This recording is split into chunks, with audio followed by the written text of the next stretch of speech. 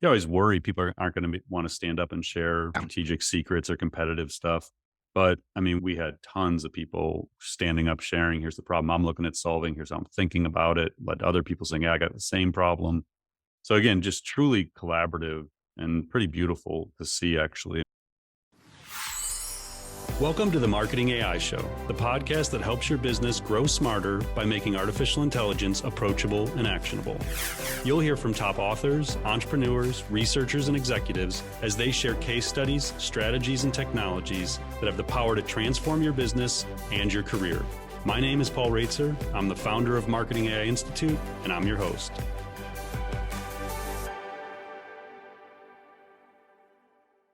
Welcome to episode 57 of the Marketing AI Show. I'm your host, Paul Raitzer, along with my co-host, Mike Kaput.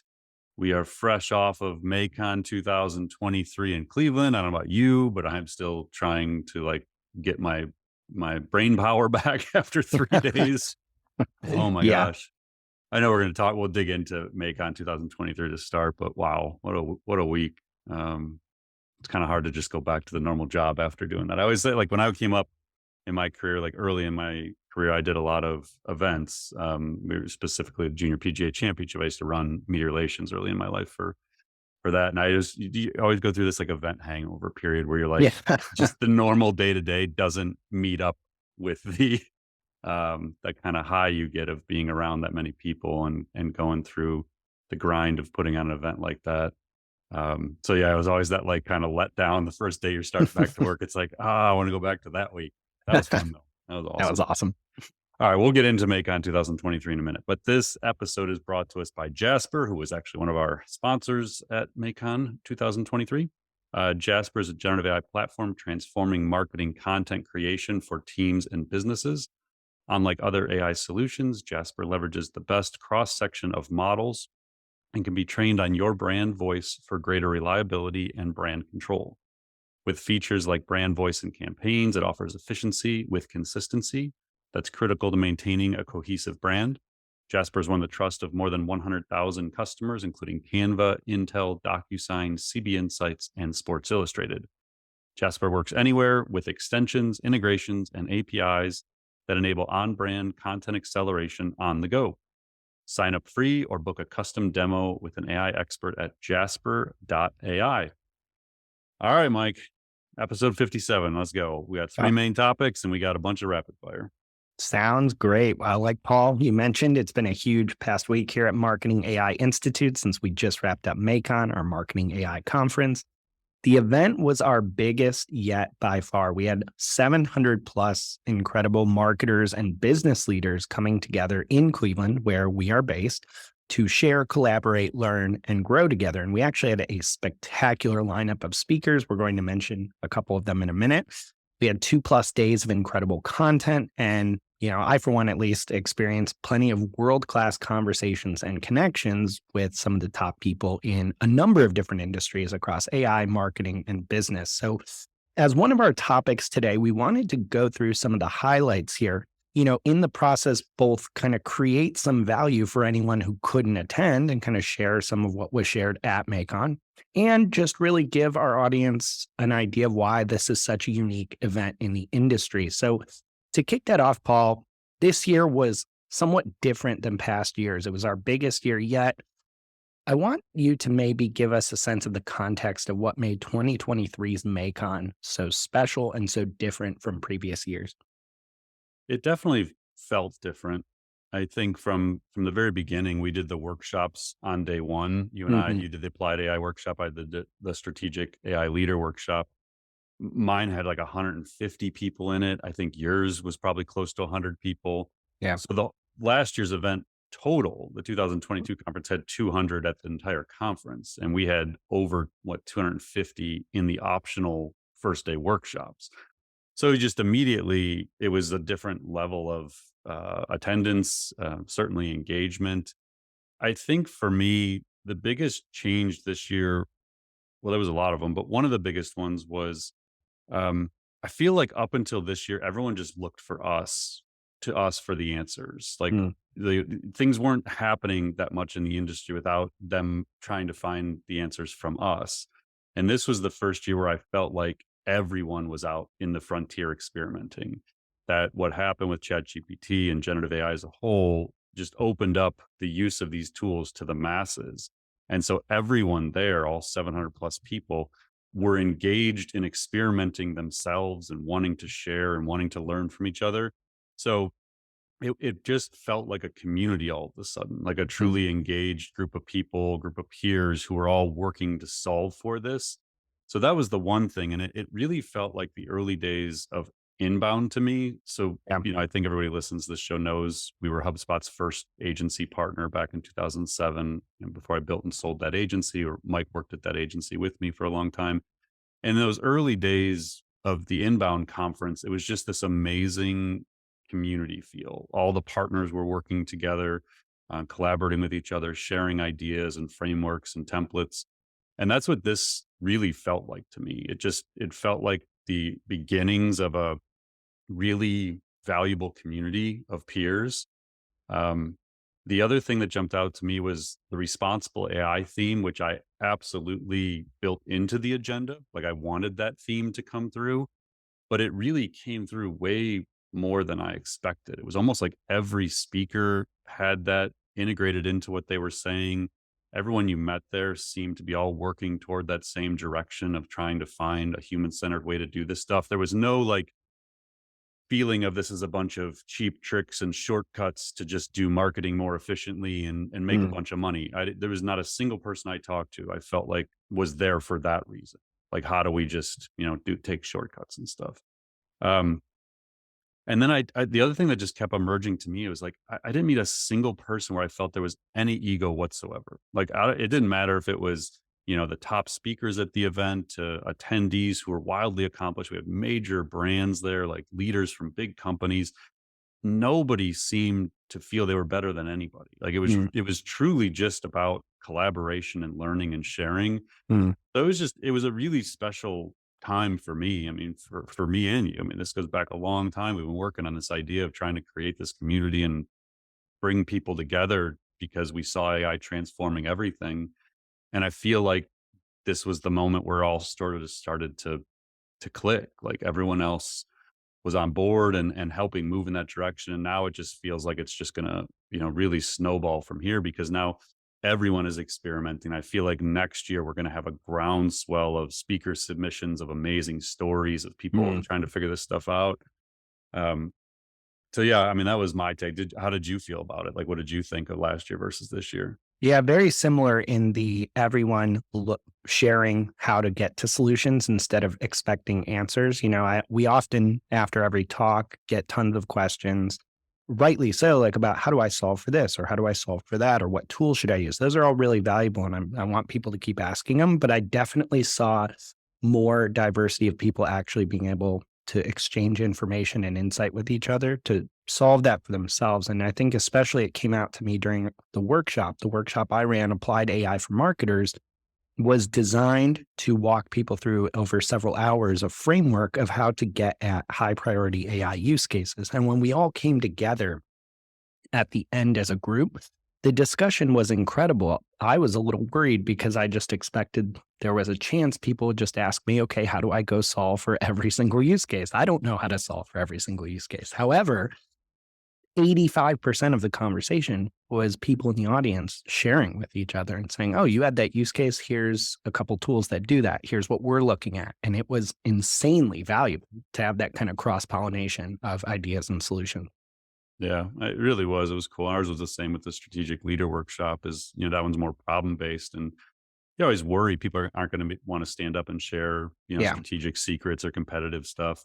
But I mean, we had tons of people standing up, sharing. Here's the problem I'm looking at solving. Here's how I'm thinking about it. Let other people saying, yeah, I got the same problem.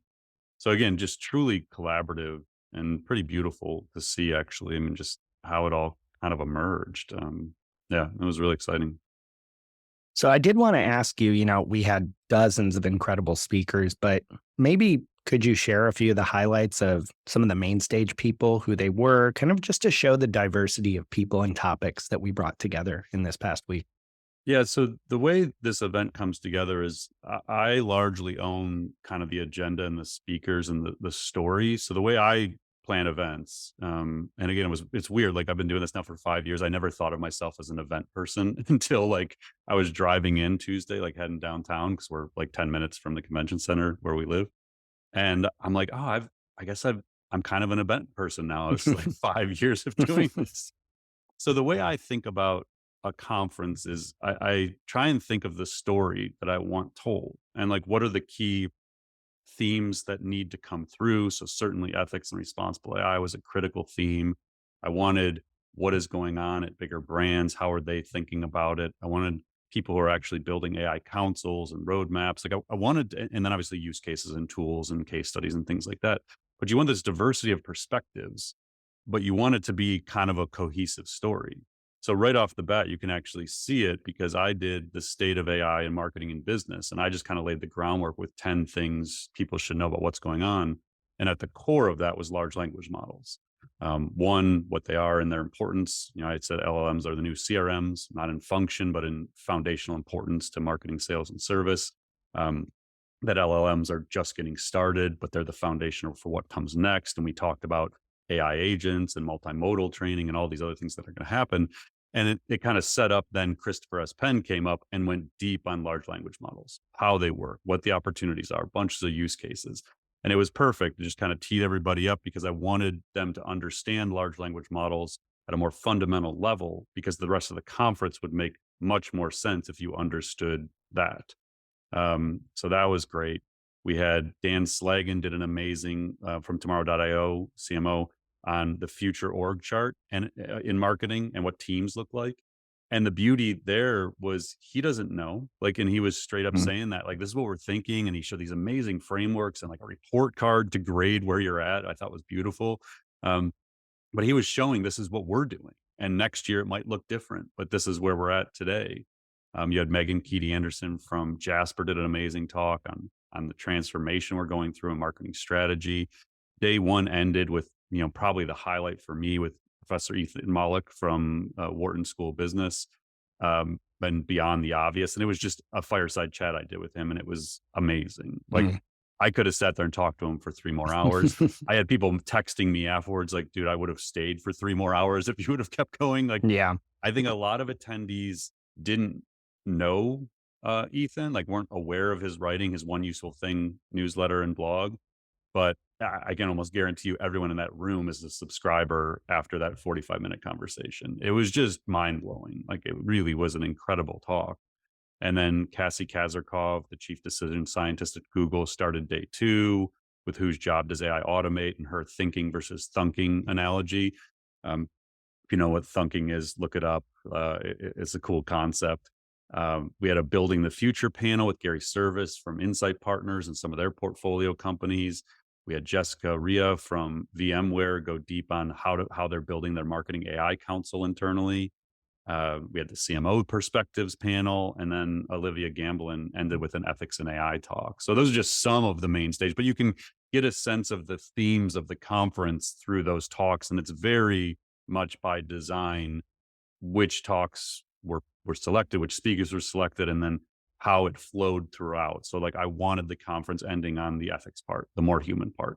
It was very important to me that was what people left with thinking about. So yeah, I mean, it's so crazy. Like building an agenda and getting all those speakers is a challenging thing, and to see it come together and to see the impact it had on people is a really special thing. And just the early ratings are like through the roofs. Like the speaker ratings were incredible. So yeah, I mean, just amazing. Like all the talks were incredible.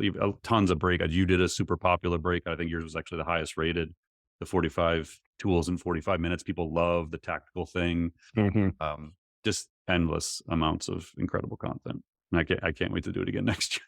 Yeah, same. I'm already pumped. As we wrap up here, I did want to just share a couple of my quick takeaways. These are by no means comprehensive, and I tried to pick ones that, I think actually will resonate even if you weren't at this particular session or keynote or if you weren't at the event. But you had mentioned, Paul, during your keynote as part of many, many really important reminders that no matter how fast you think things are moving today, no matter how many advancements we've talked about every single week on this podcast, You said, quote, "This is the least capable AI you will ever use." And this being in reference to every tool, every model, every technology you use today. That could be a little scary, but I also found it exciting because I don't think this technology is slowing down. We're seeing it accelerate. So I'm very excited for what positive use cases there could be moving forward. I think that was a helpful reminder to people, though, that this stuff is moving fast. You can't just sit still. Another takeaway I got was from Christopher S. Penn's keynote. Chris actually shared, I love just this framing is thanks to large language models, everyone is a developer. Everything is now software and every word is now an opportunity. I found that kind of really empowering, especially as someone with a writing, not a coding background. That was awesome. And he also just gave some incredible breakdowns of what could be coming next. I won't get into all of it, but one thing I really enjoyed is he was talking about LLM's possible impact on unbranded organic search and the fact that we may not see nearly as much unbranded organic search as people increasingly turn to conversational search experiences. And he offered some actual ways to defend against that. And I won't go through every single one, but number one is build your brand. The way you get into models is being mentioned more on the internet. In a lot of ways, we might be going back to some more traditional PR and kind of link building or being featured on certain interviews, podcasts, media appearances, et cetera, as a way to get in front of more people and therefore more models. And I also, Ethan Mollick's obviously had probably per minute, just hundreds of takeaways, but I did love his really practical advice for how to get started with AI, which I'm even going to try to be adopting more and more is instead of, if you've done nothing with AI or you're struggling to kind of get traction, don't worry about applying 18 different tools to your workflow just yet. Invite one AI tool into everything you do. He gave an example of like, look, just throughout your entire day, every single action you're taking, every single thing you're trying to accomplish, use, for instance, ChatGPT or try to use it. It won't work for everything, but you'll quickly start relying on this as almost like an assistant or a colleague. And you're going to really get deeply masterful with these tools really, really quick by doing that. Yeah, I will. I don't want to make this a big promotion at all, obviously, but we get asked all the time, is it recorded? So Yep. we did record all the main stage sessions. There's like 15 main stage sessions, and that is available on demand. There's a cost associated, but if you go to maicon.ai, so MAICON.ai, there is an on-demand package, and MAICON 2024 tickets are going on sale this week. So it'll be September 10th to the 12th in Cleveland, 2024. So if you missed out this year and you want to be there, we're coming back a bit bigger, bigger and better than ever. I don't know how big. We were planning for 12 to 1500, go to 700 to 1500. I had a lot of attendees tell me that's not enough, that they're going to bring, I had a number of people come up and say, I'm bringing my whole company next year. We're bringing 20 people from our department next year. So it definitely resonated with the audience, and we'll figure out how big we can go, next. I, again, don't have the brain power for that at the moment. I'm going to hopefully regroup later this week and start thinking about that, but definitely bigger and better next year. If you weren't there, we would love to have you there next year. So save the date, September 10th to the 12th in Cleveland again. All right. So for our second topic, speaking of not having the brain power for something, this is a doozy. The Atlantic just published what I would consider one of the most comprehensive deep dives into OpenAI, Sam Altman, their history, where the company stands today and where it's going. And this is all kind of underpinned by several in-depth interviews with Sam Altman, the CEO, co-founder, creator of OpenAI. Somewhat worryingly, the article is titled, "Does Sam Altman Know What He Is Creating?" And it looks at how OpenAI kind of went from near failure many years ago, trying to kind of develop the initial models, GPT model, to getting to things like GPT-4, which Altman actually described to a reporter as a, quote, alien intelligence. Now, this article is really long and has a lot of different points to it that we're going to get into, but it is well worth reading in full. We'll link to it in the show notes, but and you do need a subscription, by the way, to the Atlantic. But honestly, if you can get a monthly subscription, I would pay for it just to read this article. Yes. I think they have a free trial as well. So whatever you need to do, you have to read this article for yourself. And some of the things that stood out, and Paul, I know you had a lot of other things that also stood out to you, is that, it's pretty clear that Altman, despite knowing and acknowledging there's risks and safety measures needed to kind of shepherd forward responsible AI, believes that advanced AI is not stopping and is going to usher in a golden age. However, that golden age is going to potentially be built on pretty serious disruption because Altman readily admits in this article he does not know how powerful AI will become or what that will even mean to your average person. And he had this kind of standout quote that said, quote, "A lot of people working on AI pretend it's only going to be good. It's only going to be a supplement. No one is ever going to be replaced. Jobs are definitely going to go away, full stop."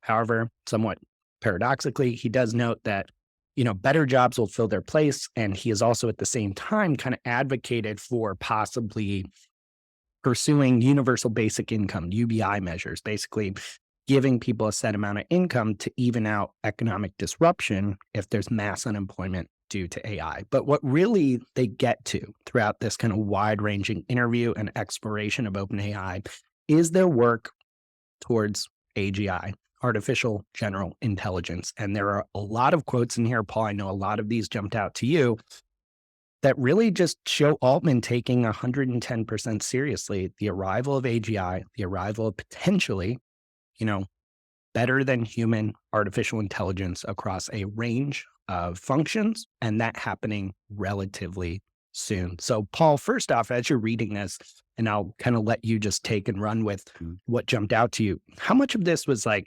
this seems like what Altman and OpenAI appear to actually believe versus kind of a PR move, right? Or did you see it another way? I don't think this is a PR move. Okay. Um, no, it's a disturbing article. I mean, honestly, like we probably are closer to this stuff than most. Read pretty much every interview Altman's ever done. Read pretty much everything you can read on these topics. Um, I'll say, like, during Ethan Mollick's fireside chat at MAICON, he said if you haven't lost at least 3 nights of sleep, you don't properly understand AI, like what's going on. I may lose 3 nights of sleep this week because of this article. Like it changed me. Like it's really hard to explain this, but like when I read, there's been like, I don't know, a handful of moments over the last 12 plus years I've been studying AI where I just looked at everything differently. This article is one of those. So the last time it happened was probably when I read Genius Makers in 2021 and I sold my agency because of that book. Like, just like I have to go all in on all of this. Um, I don't know what exactly the outcomes are of this for me, but I definitely look at AI in the future differently after reading this interview and kind of the summary of what's going on. Um, there's a few things, like, we can dig into some specific, but there's a few things I noted as just highlights. And I just read this morning. I saw this last week. It's in the September issue of The Atlantic, so it's not in print yet, but you can get it digitally. So I read it through Apple News, which I have a subscription for. Um, so I did not read it last week during MAICON. I was like, I can't do this. I read the first 2 paragraphs and I thought, I can't go here right now. So I went there this morning. Okay. So one, it starts off with that they have something they can't release. So the opening paragraph, like the lead says, on a Monday morning in April, Sam Altman sat inside OpenAI's San Francisco headquarters telling me about a dangerous artificial intelligence that his company had built but would never release. His employees, he later said, often lose sleep worrying about the AIs they might one day release without fully appreciating their dangers. He did come back around, the author went back around to that idea of this thing they wouldn't release later on, but they did not get into details. You're kind of left theorizing what that could be, which I do have some theories that I probably won't get into right now. So they have something way more powerful. They have said before they're not training GPT-5, but they also say they could be doing a training run at any moment. So I think it's that specifically Altman insisted that they had not yet begun GPT-5's training run. But when I visited OpenAI's headquarters, both he and his researchers made it clear in 10 different ways that they pray to the god of scale. They want to keep going bigger to see where this paradigm leads. After all, Google isn't slacking its pace. It seems like likely to unveil Gemini, a GPT-4 competitor, within months. We are basically always prepping for a run. the OpenAI researcher told me. So they're not just sitting around with GPT-4 out in the wild and not doing things. There's other stuff going on. The impact on knowledge work, which we'll come back around to. There was a concept in here that started disturbing me that I hadn't thought a lot about, but they talked about AI agents as an autonomous corporation. And I got to find that passage because I think it's important to understand what they're talking about. Um, the basic premise is that once you build these like AGIs or super intelligent agents, that they can start to work together. And once they do that, they actually start to function more like an autonomous corporation than individual AI agents. Hmm. And so when you start to think about it in those terms, it it starts to you start to realize why the fears exist. Like I think that was part of what really struck me about this article is we've talked a lot about, the Future of Life Institute letter and these fears about existential risk to humanity and da da da. This was the first article I read where I actually saw how they were connecting those dots, where Hmm. I actually understood the fears that Jeff Hinton and these other people have and why they may be nearer term than we thought or that's been previously discussed. Um, so let's see, actively develop a true agency. We're not talking about Jeep, we're talking about autonomous. Okay, here's Sutskova, who's Ilya Sutskova is one of the co-founders, and also one of the Jeff Hinton's proteges from 2011. We've talked about before. I think Hmm. he's the chief science officer or something at OpenAI. Mhm. We're not talking about GPT-4. We're talking about an autonomous corporation, said Sutskova. Its constituent AIs would work and communicate at high speed like bees in a hive. In a single such AI organization,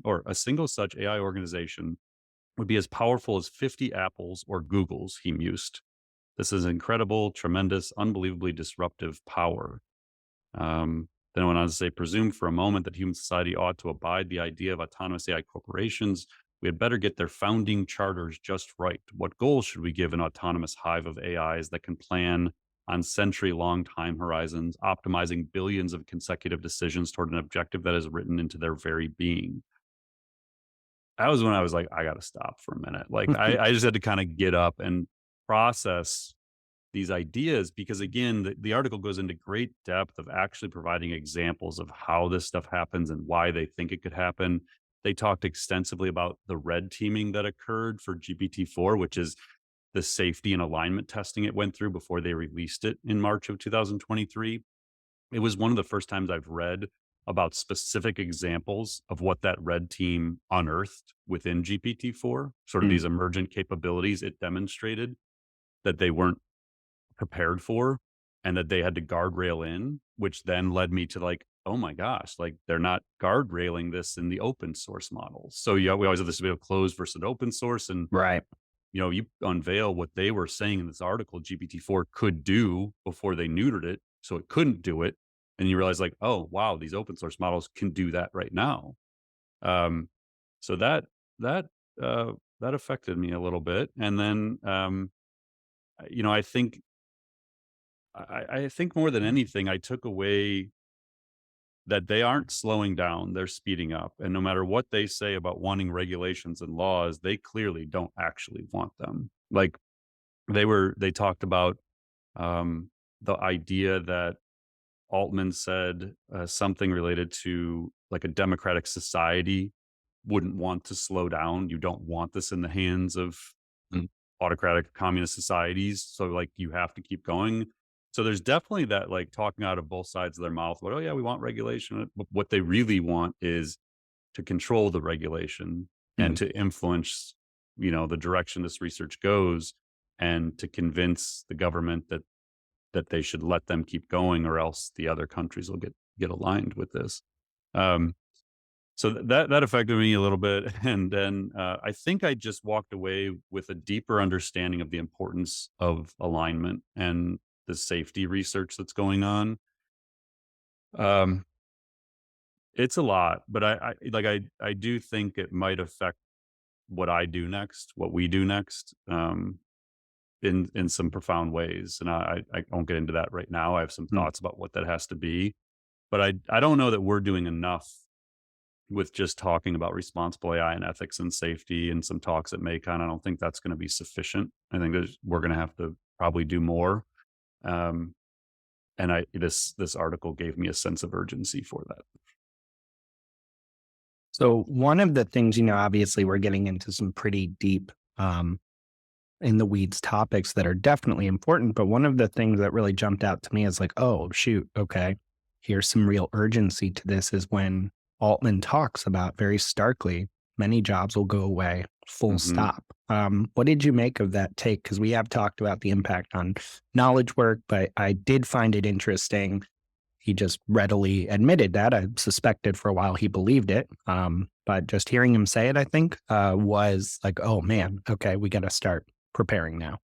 Yeah, I've heard him say that before. Yeah. I agree. I mean, I we've said it on this show. I think I said it on stage at MAICON. Like, I think we're being unrealistic if we pretend like this isn't going to affect things. And you go back to the thing you quoted from my opening keynote about the least capable AI you'll ever use. This article makes that come to life. Like, you quickly realize that there is just way more powerful versions of what already exists that weren't released onto the world. They're training more advanced models that are trained on images, on video, on audio, on code. Right now, these models we use were trained on text. Like, that's it. So its understanding of the world, its ability to reason, its ability to write, its ability to do all these things is largely based on text training. Once it can see and understand images, which it can already, they're already training it. Bard is able to do this now. You give it an image, it interprets what's in the image and can analyze it for you. So you can see that. Now do the same thing with video and audio and code. And you start to give it the representation of the world around it. And then they talk in this article about embodying that they want this in humanoid robots and they want it in robotics. Just last week, DeepMind, I think, put out an article that they're using language models to train robotic arms to develop more intelligence within these robotics. So it just, again, we don't want this to be overwhelming and stray too far from marketing and business, but this is real. Like, you have to understand what they're actually building, because the implications on, is it going to affect jobs? If we sit here and say, listen, there's millions of knowledge work jobs at risk next year, you could have somebody come back and be like, oh, you're so full of it. That is not true. It's just fear mongering. No, it's not. Like, if you actually understand what they're building and what these things are capable of, it's almost irresponsible to not plan for that to happen, because it's at this point, it's getting to where, I know we're going to talk about the McKinsey generative AI report in a minute, but I'm starting to feel like the probability is greater that there's a massive impact on jobs in the next 2 to 3 years than not. And I felt like it was 50-50 before. But when you read stuff like this, it just affects the way you think about these things. And I still think that the people who are willing to sort of just absorb this, have the sleepless night over it, and then wake up and start saying, okay, what do we do about this? And that was the theme I kept saying throughout MAICON, is this isn't going to be easy. It's not going to be clean. There's going to be disruptions. It's going to be hard for people. But as soon as we can get through that and just accept that there's an uncertain future ahead, and we all start working in the same direction to do this responsibly with humans at the center of it, it gives us the best possible outcome. If we ignore it and pretend like this isn't happening, and there aren't way more advanced models already in these research labs, then you got problems. And so I think that's one of the big things we try and do at the show. What we try and do things is by never fearmonger, never overhype what's going on. This is just reality.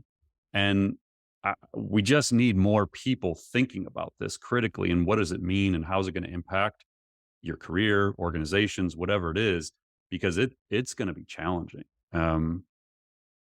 Yeah. So I don't know. I mean, I think it's an important topic. Like I said, I don't want to go too far outside of the boundaries of marketing and business and education, but I really think that the next 2 to 3 years is going to be way more disruptive than people think it is.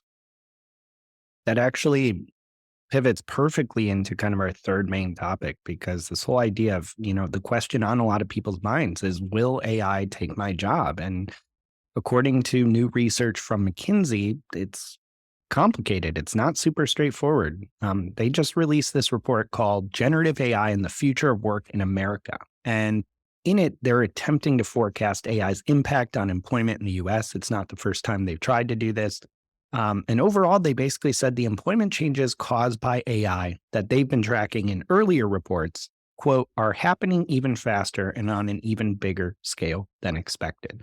So some of the research's key findings include things like by 2030, McKinsey predicts that activities that account for up to 30% of hours currently worked across the US economy could be automated. And that trend is being accelerated by improvements in generative AI.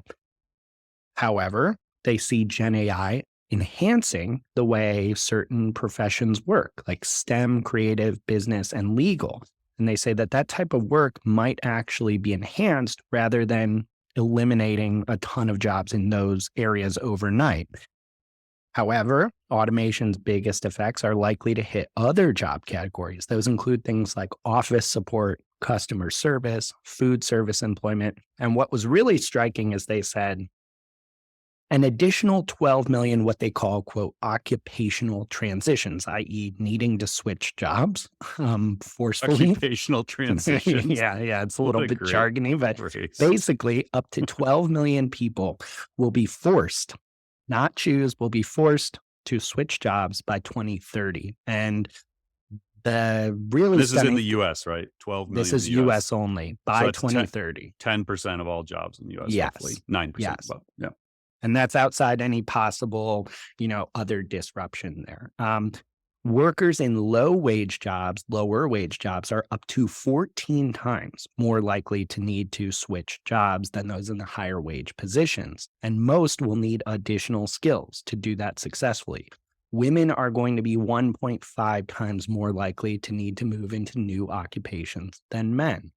As a result, McKinsey is saying, look, the US is going to need workforce development on a far larger scale and more expansive hiring approaches from employers. So employers will need to, they say, hire for skills and competencies rather than credentials and deliver training that keeps pace with their evolving needs. Now, this report is really great. There's plenty more data in the research worth checking out, but really the high level point here seems to be they're predicting a reweighting of the economy with all the positive and negatives that could mean in the US by 2030, thanks to generative AI. And right now, it looks like they're reweighting in favor of higher wage jobs, leaving lower wage workers kind of much more likely to have to forcefully deal with this. Now, it's unclear, they say, if this will lead to long-term mass employment.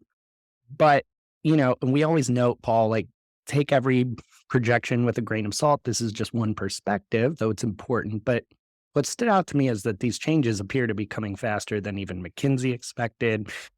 What do you make of that? I mean, it seems like despite their prediction that we don't know for sure if it will lead to long-term mass employment, there's some really rocky road ahead. Yeah, we're going to see a lot of reports like this where they're accelerating the impact. So I think what has happened mainly, because again, if we've talked about this before on the show, but you have to have the context of generative AI to most of the world started November 30th, 2022. Now, it had been around before that. Like we had DALL-E 2 in the spring, we had Midjourney in the spring, like things started happening in the spring of 22. But for most of the world, it started November 30th, 2022. And you got the holidays, come back, it's January, February, the world starts waking up saying, what does all of this mean? So the research on this is so new and the theories of what is going to happen are so new that right now what we're seeing is just accelerating beliefs around what the impact is going to be. There is no authoritative way to say what's actually going to happen. If you study economists, they say one thing, depending on who the economists are. If you look at consulting firms like McKinsey, they may have a different take on it. If you talk to the AI researchers like Sam Altman or Ilya Sutskever, like they think AGI is here in 3 years, and they would laugh at a report like this. Like, who cares? Like this, basically, it's obsoleted information in a year from now if they think they're approaching AGI. So it's just an unknown period, and this just goes to what I was saying earlier. Like you have to assume disruption is coming way faster and more significantly than what is currently believed. because I assume this study also looked at existing capabilities. It Hmm. probably didn't try and project out what if GPT-5 has X, Y, and Z capabilities, then what Yeah. happens? So you could play this out all day long of, well, if the technology freezes in the current moment and we never get smarter, this is what could happen. But 6 months from now, we have to assume we're going to see at least the same level of innovation we saw last year, probably more so from the AI models that we're using. So my guess is you could do this report 6 months from now, and they'll probably have accelerated these predictions to like 2025, 2027. Like it's just going to keep moving up. So it's a really hard space to get accurate data on right now. And I think you can't look at these reports as anything other than context. And what I think you're going to see is everyone is going to agree it's going to disrupt the workforce and it's going to happen quicker than we previously thought. Some people will say 2 years from now, some will say 8 years from now, but I don't know that you're going to find anyone willing to say it's not going to be massively disruptive. I wouldn't believe it. If you find someone who says that, I would try and figure out what their motivations are because I don't know how you Hmm. could make that argument confidently right now. Well, that's why I think it's worth talking about because I wouldn't get too hung up on, yeah, is it going to be 8 million, 12 million, 15 million jobs? It's more like this does seem to be pretty strongly directionally correct. This Yes. trend is happening. So, given that, if I'm a business leader right now, and I assume this is directionally correct, like what should I be doing about this? Yeah. The thing we talked about at MAICON, like I ended my like kind of 10 things to know. I think I had action items in number 9, and it was like education and training is critical. You have to develop AI council within the organization. We've talked about this before when we did the knowledge work episode. You need an Hmm. AI council charged with monitoring this stuff. Like just putting policies and principles in place isn't enough. You have to be actively monitoring the shifts in this stuff and the impact. One of the things I recommend is looking at doing impact assessments of your team. What are the key roles across your marketing team, across your organization? What are their tactical responsibilities? And then like constantly doing like a 6 to 12 month outlook as new technology emerges. So let's say like as GPT-5 comes online, maybe it is this year, maybe it's next year, or as Microsoft CoPilot emerges into your organization and you have generative AI infused everywhere, you need to then look at that and say, okay, how does this affect our writers, our designers, our email marketers, our paid ad specialists, our social media professionals? Their jobs are going to evolve. What do we call it? Occupational redistribution. What was the term Yeah, we used? the kind of jargon here was, let me find the exact term, occupational transitions. Yes. So there will be occupational transitions occurring throughout your marketing team and organization. You can't wait until it already happened to be the one to figure that out. So you have to get to this baseline understanding of AI. You have to be proactive in staying on top of it. And then you have to have infrastructure in place to constantly monitor it and reassess. Like when we did the interview with Jessica of VMware for the AI Council thing, Mhm. their AI Council started as 2 people, like just like a grassroots thing. She said they have 30 people now. They're meeting weekly, they have information sharing. And like I even joked on stage, well, that's going to be a full-time job for someone is leading the AI council. And she Mm. laughed and it was probably like, yeah, it probably is going to be a full-time job for somebody. Because I think you have to have these systems in place to constantly monitor. That's what the best companies, the best leaders are going to do is not figure out an AI roadmap for today.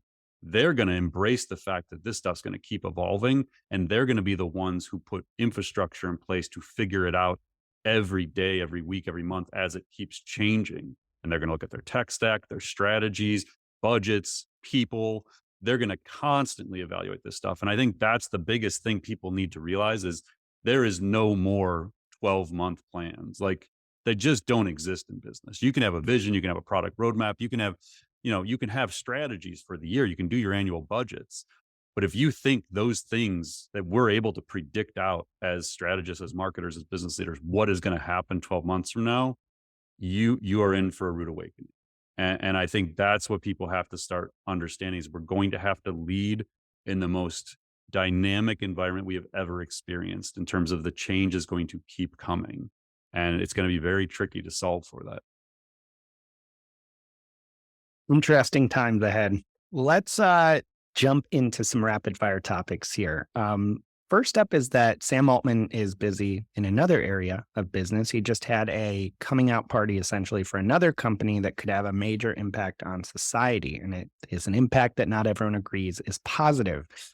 The company that Altman has co founded and is involved with is called Worldcoin. And this has been around for several years, but really in the last week, they've kind of formally announced what it is, what they're doing, and why it kind of matters and really spinning up operations. And what this is a cryptocurrency project that creates digital passports. And these digital passports help people prove that they're human, not AI, as they interact online and in the world. What's turning many people off to the project is how WorldCoin verifies your human identity. You have to go in person and scan your irises into one of WorldCoin's what they call orbs. It's like an It orb looks as computer. sci-fi as Yeah, it sounds. it if you really haven't seen does. it. Yeah. And so in return, if you do that, you get what's called a World ID and also some WLD, which is the company's crypto token. So this is something that Altman appears to think is one way to address the economic effects of AI. So he thinks that one possible outcome, like we discussed, of very intelligent AI is universal basic income that will be needed to kind of soften the disruptive effects of AI on the economy, essentially governments distributing income. And that maybe World ID, WorldCoin can be a way to prevent fraudulent use of that system. So, Paul, as a longtime Altman watcher, like what's going on here? Yeah, I mean, you hit it at the end. It is not meant to just be universal basic income, but it does certainly appear to be one of his strategies to redistribute the wealth that AI might create. So, for context, OpenAI started as a nonprofit, had a for-profit arm emerge in 2019, I think it is. They have capped returns or capped profits in the company. So, for example, I don't know what Microsoft's cap is, but the initial cap was like 100x return on Hmm. their investment. So if you put in, I'm going to get these numbers wrong, but if you put in a billion, the most you could return out of it is 100x the billion. Hmm. And then after that, that money is distributed. So their belief is that AGI superintelligence will create trillions of dollars in wealth, and that those trillions of dollars are going to need to be distributed to society. And that's part of the vision for how this stuff creates utopia, in essence, is it creates so much money that everyone can have endless amounts of money, basically. So it is partially that. It is partially about verification of human identity. It is very, very sci-fi. Like, I've looked at this for 6 months or whatever. Hmm. And it's just like, you can't get over it. I will not be scanning my iris. You can't do it in the United States anyway. It's not currently available in the US. But I would not be getting in these long lines that happened to scan my iris and give it over to Sam Altman and WorldCoin at the moment. Um, it's bizarre. Like, honestly, like it's just weird. But it's not going away. So be familiar with WorldCoin. You're going to hear that company name a lot moving forward. Next up is that some leading publishers, including IAC, which is a big media conglomerate, have told some reporters at the publication Semaphore that they are expecting billions in compensation from the AI companies they're suing right now or planning to sue. Now, publishers we've talked about in the past are increasingly taking legal action against AI companies. They claim AI companies are using copyrighted material, sometimes from authors or back catalogs of books, to train models like GPT-4. Now, in the past, when tech companies have been sued by publishers, specifically in a lot of social media related copyright suits, they've paid out in some cases tens of millions of dollars. But it sounds like publishers appear to think that the threat from AI is orders of magnitude larger and should be compensated accordingly. So, according to Semaphore, quote, unless the publishers lower their expectations or the tech companies adjust their fundamental sense of what it is to be a platform, this high stakes conflict is likely to escalate. Now, Paul, as you're looking at this, is this expectation of billions in compensation at all realistic? Like, what's the likely outcome of the wider escalation here between publishers and AI companies? I don't know. I mean, it's really fascinating because when you step back and get away from the verbals back and forth, these language models need data. They have taken that data from these publishing companies, whether it's in front of a paywall, most likely. Apparently, it was also taken from behind paywalls somehow. But they needed that data to train these models. So if all of these companies can't survive financially, then the data eventually goes away that trains these models. Then you get into the scenario of like, well, how will the future models learn if all the data is gone? So it seems like there is some symbiotic relationship here where the language models, the foundational models, need the media companies to keep creating content. And therefore, the media companies need to be able to survive financially. It does not appear, if we get rid of search or search becomes something much different than what we know today, where these companies can't make money on ad dollars, can't make money on the traffic being supported through search engines. It's like this, what does this look like world? And I have yet to see a great analysis of like what happens if all of Mm. this traffic goes away and these media companies no longer can get the ad dollars to live. So then it becomes, well, do do these foundational model companies financially license them to create this stuff because they need to keep creating this content? There's an argument to be made that we need more great human written content. We need more journalists. That Mhm. if I was OpenAI or Google, I would be considering funding journalism schools and making journalism a career where you can continue to make a living in the future, because for these models to be good, they're going to need quality content. And as we talked about in the previous episode, we don't know that synthetic data, like the AI generated stuff, is going to work the same way that human generated content Right. does. Right. So I don't know, but I put this on LinkedIn when I first saw it, and I said, if you want to know how major publishers really feel about large language models and generative AI, this quote sums it up pretty well. So this is a quote from one of the executives in the article. It says, "Search was designed to find the best of the internet. These large language models or generative AI are designed to steal the best of the internet." So I think that pretty much encompasses how media companies currently look at what's going on. But it seems to me that they need each other, and somehow this is going to play out. I don't think paying billions in penalties is the solution. I think you Yeah. have to get into licensing, and you have to get into a place where these technology companies truly support journalism, which I don't know what that looks like, but Mm. to be determined, I guess.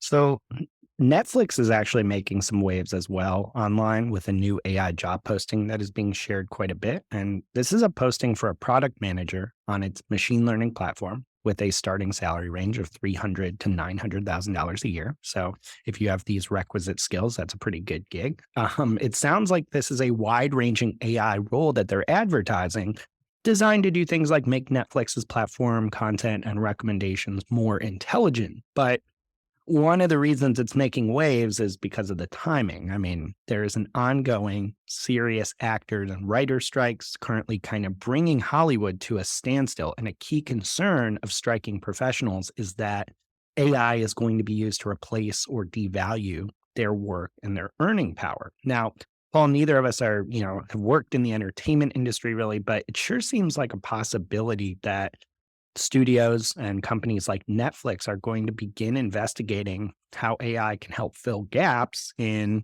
human employment if, say, strikes continue or people with the requisite skills aren't available. Do you kind of see it that way? Yeah, it's a sticky one. Again, they need each other. Like, we're not going to go to digital actors, synthetic Yeah. versions of actors and actresses. No one's paying to watch that at scale. I mean, obviously, in select movies, it's cool, but we're not going to replace humans as actors and actresses. Uh, but I think that script writers and that they're going to find out real quick how good this tech is if this strike goes on for a while. We've talked about it before. If you're a movie production company or if you're, TVs, whatever, if you own the rights to, say, Friends, as an Mm. example we used recently, and you want to reboot that series and you feed it however many years, how many seasons, how many episodes there were, and you teach a model to write like that, pretty confident that today's language models could probably generate some pretty solid scripts based Mm. on what those shows are like, tone, humor, character development, whatever it is. So I don't think anybody wants to get rid of writers and, having humans involved in that stuff. Um, but the reality is, like, the AI is pretty good at it. And I think that they need to come to an agreement real quick before the production companies become too dependent on the AI that they're worried about, you know? So Yeah. I don't. Again, I'm not to have a side in either of this. I want it to work out as you always do in negotiations like this. You want it to be best for everybody. I just think both sides need to be realistic and find a way to work together because the AI is not. They're not agreeing to anything where the AI is not a part of this in the future. Right. Right? So I think you got to try and work to the best possible outcome. Be realistic about what the technology is going to be capable of and how it's going to affect the human, the human side of this. And like we've always said, you have to take the human centered approach. And I don't know that the you know the movie and TV show side is not necessarily going to do that. We'll see. So, speaking of drama, with Elon Musk, there is never a dull moment, which I believe listeners probably know. We covered last week the recent kind of chaotic rebranding of Twitter to X. Some more details have surfaced that indicate this rebranding could have perhaps benefited from a little more thought and deliberation because it's come to light that Microsoft apparently owns some type of trademark to X as a name. Now, it sounds like that's specifically related to its Xbox video game console. So, unclear how directly problematic that is for X, the social media network. But it also turns out some other companies have X trademarks for specific lines of business too. And one of those includes Meta, and they have an X trademark that is directly related to social media services. So that means that we could now see not only this general chaos from the rebranding, but we could soon see X and or Elon Musk kind of engaged in serious and damaging trademark lawsuits over the actual name of the company. Paul, kind of from your perspective as comms, PR, marketer, how big a screw up are we looking at here? I don't think he cares.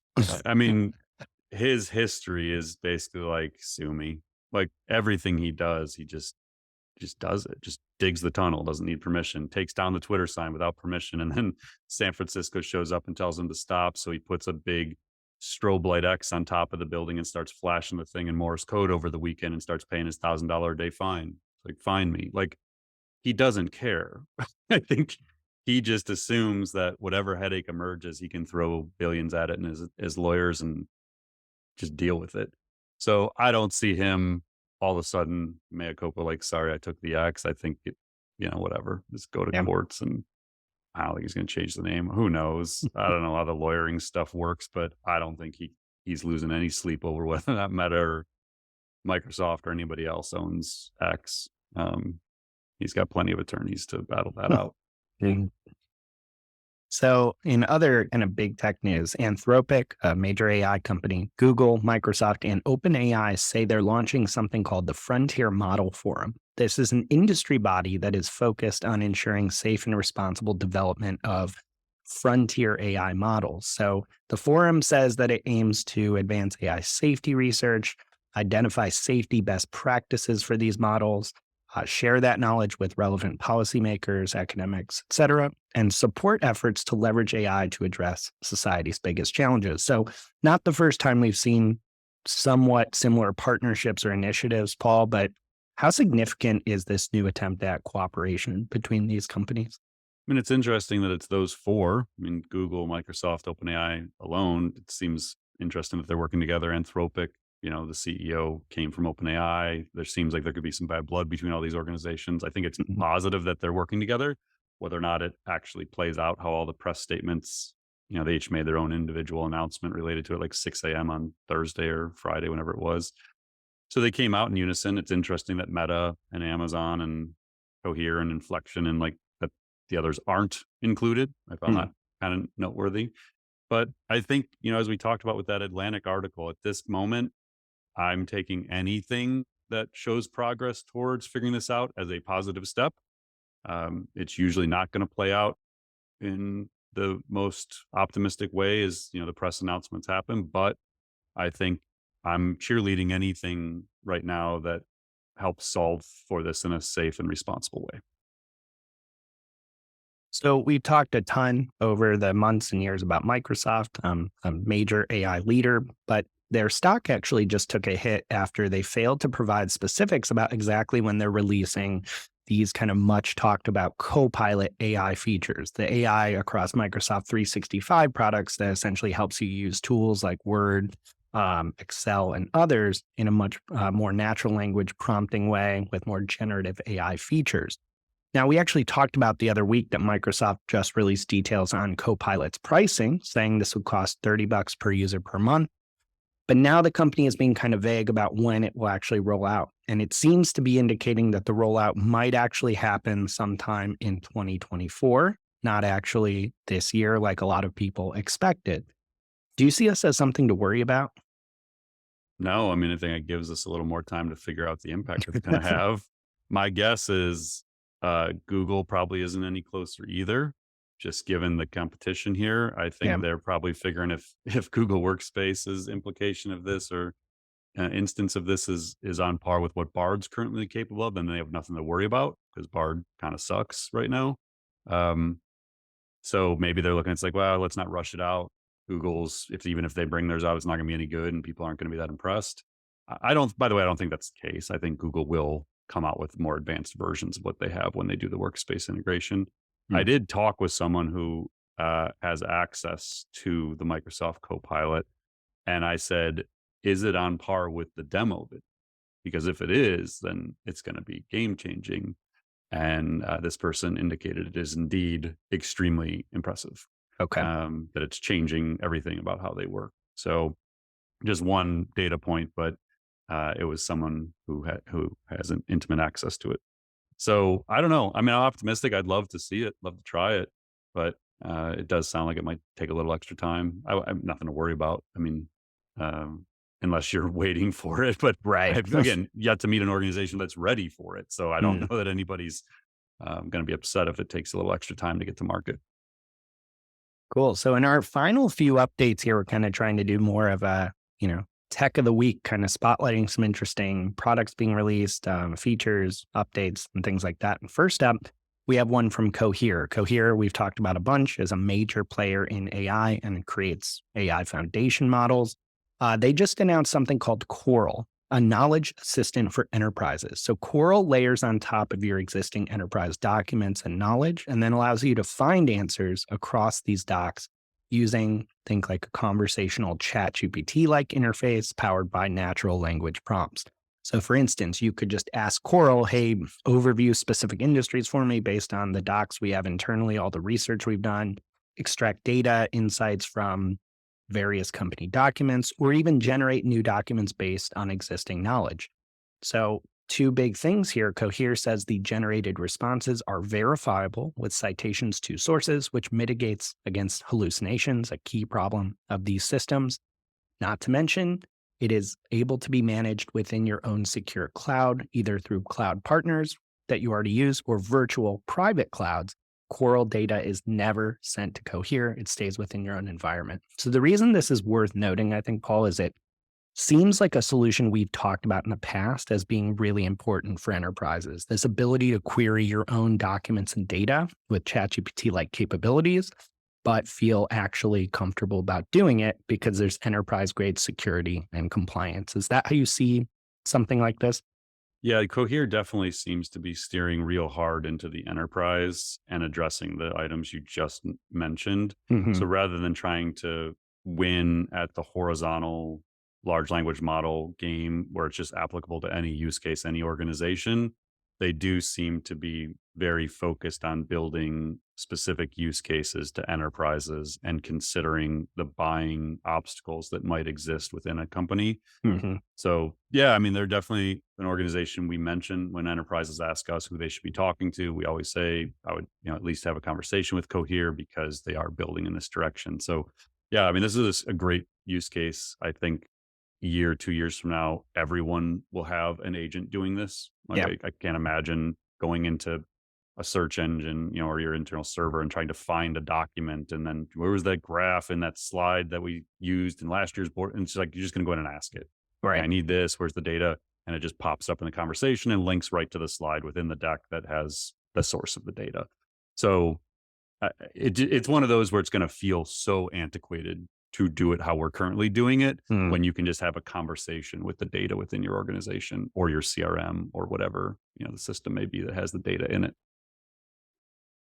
So another update here is Rewind AI is a company we've followed for a while and we've heard a lot about from our audience. It's an AI tool that captures everything you've seen and done on your Mac or PC while you're working so that you can then go back and look at, access, search, and query all this information and data for a ton of different use cases. And one user actually on the website says it feels like a superpower because you never forget anything ever again and you have everything you've ever done right at your fingertips. Now, they have now released a version of this for iPhone. Previously, it was only desktop. And it has all the same features on your mobile device. And Rewind, for what it's worth, says this solution is completely private. It is not like totally public, everything you're doing on your devices. I'm certainly intrigued by it, but haven't used it yet. Like, what are your thoughts on this? I'm definitely interested, but a little wary.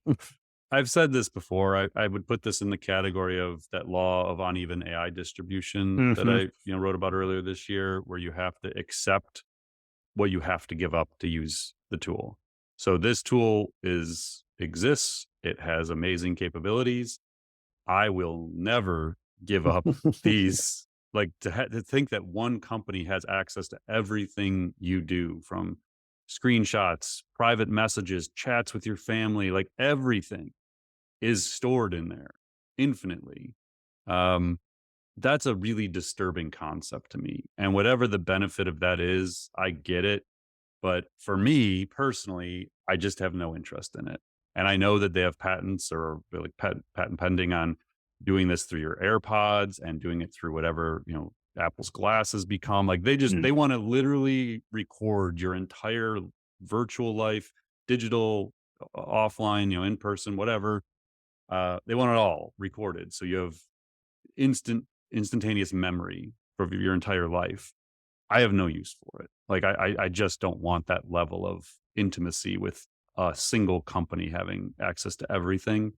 So I know they raised a bunch of money. I know a lot of people love it. A lot of tech people think it's amazing. It is incredible tech. I won't ever personally use it.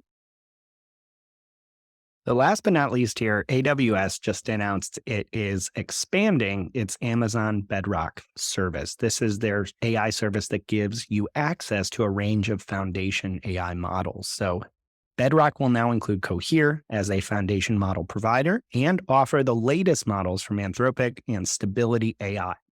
Amazon says you'll also be able to create fully managed AI agents in just a few clicks. Now, Paul, we talked about Bedrock several months ago when they announced it, but it kind of bears repeating here given the expanded updates. Like, why is this so important?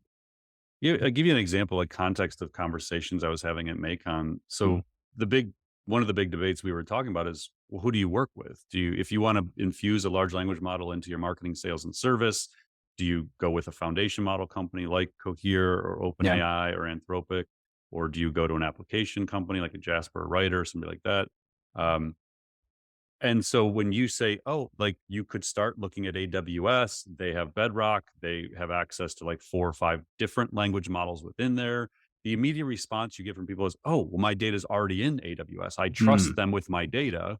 You're saying I could just connect my data right to a model there. So I think AWS has a really interesting play here, being kind of the everything store for LLMs. So that's one thing, is I think they could win a lot of market share by the fact that people already trust them with their data. The second thing that really jumped out to me is this whole ability to build AI agents that take actions. And we've talked about that over and over again as the next major thing within these models, is that stringing them together to take actions. And so the fact that Amazon is now playing directly in that space, as all these other major players are going to at some point this year, I think that's one of the things I'll watch really closely, is what happens with that and how real is that technology, and is it something you or I could go in, 3 months from now and start building our own AI agents? If we get to the point where non-developers like us can go in and build agents to do things, it has a massive ripple effect through marketing in many, many ways we'll get into in future episodes. Awesome. Well, Paul, as always, thanks for sharing your insight and your time to break down the latest in AI for us. Congratulations on a successful MAICON. Excited to see what's next, and we'll be back here next week. Yeah, and thanks to all our listeners who came to MAICON. I mean, Yeah. we were doing our book sign. We must have had, I don't know, 24 people who were like, "Oh, we're here because of the podcast." So Yeah. we know that the audience has really grown for the podcast, and that a lot of you actually joined us in Cleveland. So thank you for being there and coming up to us and saying hello while you were there. We love to see that. So yeah, I mean, another wild week of AI, and this was honestly probably shortened because Mike and I were at MAICON 3 of the day. So Right. we may have missed some stuff last week, but I feel like that was enough for one episode. For sure. All right, so we'll talk to you again next week. Thanks, Mike. Thanks, Paul. Thanks for listening to the Marketing AI Show. If you like what you heard, you can subscribe on your favorite podcast app. And if you're ready to continue your learning, head over to marketingaiinstitute.com. Be sure to subscribe to our weekly newsletter, check out our free monthly webinars, and explore dozens of online courses and professional certifications. Until next time, stay curious and explore AI.